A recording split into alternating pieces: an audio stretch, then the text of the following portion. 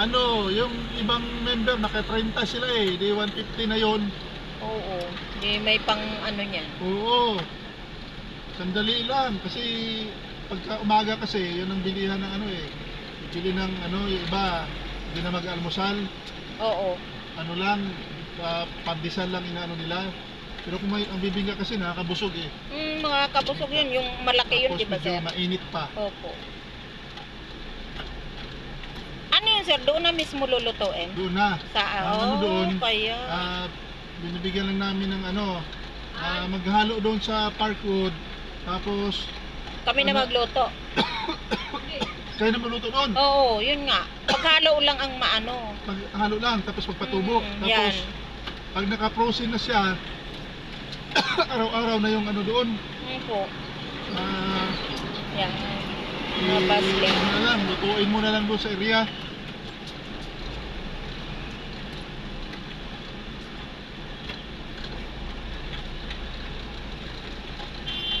Ang maganda, sigurado wala pa kayong kompetensya doon sa lugar, nagbibingka. Oh, wala pa. Wala, sir, nabibingka pa doon. Kung wala pa kayong kompetensya.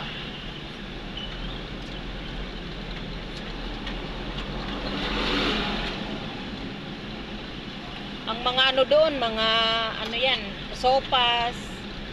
Oo. Yung doon sa ano, tabi sa kabila, sa kabila doon sa riverbank. Opo. Merong isa doon, tabi lang siya ng kalsada. Yung mga rider doon nakapila eh. Pwede. Basta masarap ang pagkatimpla ng bibingka. Oo. Tapos, sige, sir, magano kami. binabaligtad naman sa tanghali. Ang nakaharap naman yung buko ice candy for sale. Opo. Yan naman yung ano.